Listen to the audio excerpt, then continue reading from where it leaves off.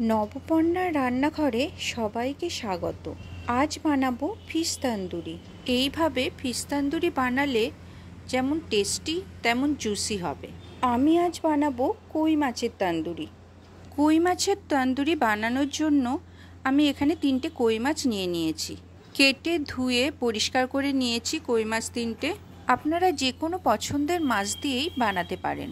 তান্দুরি বানানোর জন্য প্রথমেই কই মাছগুলোর গায়ে এইভাবে তেরছা করে চিড়ে দিতে হবে।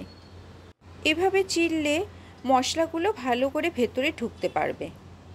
মাছের ভেতরের যে কাঁটাটা আছে ঠিক সেই পর্যন্ত চিড়লে ভালো হয়। এইভাবে চিড়ে নেওয়ার পরে মাছের ওপরে লেবুর রস ছড়িয়ে দেব। 3টে মাছের ওপরেই খুব ভালো করে লেবুর রস ছড়িয়ে দিতে হবে। এরপর নুন ছড়িয়ে দেব। নুন আর লেবুর রস ছড়িয়ে নেওয়ার পরে ভালো করে মাখিয়ে নিতে হবে। নুন আর লেবু মাখানোর ফলে অনেক সময় মাছে যে অনেকের রাষ্ট্রে গন্ধ লাগে সেটা একেবারেই লাগবে না। মাছের পেটের ভেতর, মাথার কাটা অংশে আর চেরা অংশে নুন আর লেবুর রস মাখিয়ে নিতে হবে। লেবু আর নুন মাখানোর পরে মাছগুলো কিছুক্ষণ রেস্টে রেখে দেব। এবার একটা বাটিতে বড় চামচের 2 চামচ টক দই নিতে হবে। 2 চামচ ভর্তি করে তান্দুরি মশলা নিতে হবে। 1 চামচ মতো কাসুরি মেথি দিয়ে দেব। হাফ চামচ গোলমরিচের গুঁড়ো দিতে হবে। 2 চামচ ঘি দিতে হবে।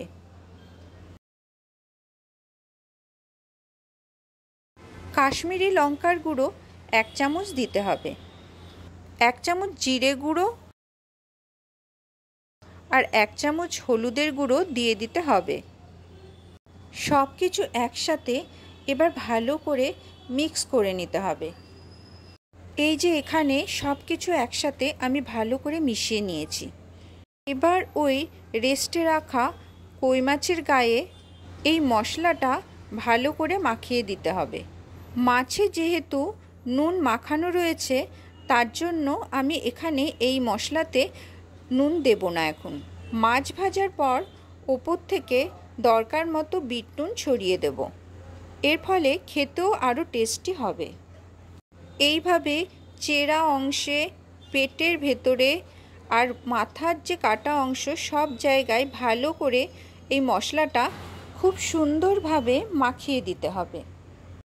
মাছের পেটের ভেতর বা চেরা অংশে মশলা মাখিয়ে দিলে মশলাটা ভেতর পর্যন্ত যেতে পারবে। তার ফলে ভাজার পরে খেতে অনেক টেস্টি হবে। এই যে এখানে 3টে মাছেই খুব ভালোভাবে মশলা মাখানো হয়ে গিয়েছে। আমি এইভাবে মশলা মাখিয়ে 2 ঘন্টা ম্যারিনেট করে রেখে দিয়েছিলাম। আপনারা 1 ঘন্টাও রাখতে পারেন। এবার যেটা করতে হবে, মাছের গায়ের অতিরিক্ত মশলাগুলো সরিয়ে ফেলতে হবে। মাছের গায়ে এক্সট্রা মশলা রয়ে গেলে ভাজার সময় মশলাগুলো পুড়ে যাবে আর পোড়া তেলে মাছ ভাজাও ভালো করে হবে না। এবার মাছ ভাজার জন্য ফ্রাই প্যানে সাদা তেল আমি গরম করে নিয়েছি। ফিশ তান্দুরি বানাতে খুব বেশি তেল লাগবে না, অল্প তেলেই 2 পিঠ ভাজা হয়ে যাবে। গ্যাসের ফ্লেম মাঝারি করে দিয়ে ঢাকা দিয়ে কিছুক্ষণ ধরে ভাজতে হবে যাতে মাছের ভেতরটা ভালো করে ভাজা হয়। 1 পিঠ ভালো করে ভাজা হয়ে গেলে এবার উল্টে দিতে হবে আরেক পিঠ ভালো করে ভাজার জন্য। উল্টানোর সময় খেয়াল রাখতে হবে যাতে মাছের চামড়া খুলে না যায়। খুব কেয়ারফুলি মাছগুলো উল্টাতে হবে। মশলার লেয়ার ঠিকঠাক হলে আর ভাজা ভালোভাবে হলে তবেই মাছগুলো সুন্দরভাবে উঠে আসবে। আবারও ঢাকা দিয়ে এবারে লো ফ্লেমে রেখে কিছুক্ষণ ভেজে নেব। একটু অল্প সময়ে এইবারে রাখতে হবে। এই যে আমার কই মাছের তন্দুরি ফিশ রেডি হয়ে গিয়েছে। এবার এগুলো ফ্রাই প্যান থেকে তোলার পালা। সেটাও খুব কেয়ারফুলি করতে হবে যেন মাছগুলো ভেঙে না যায়।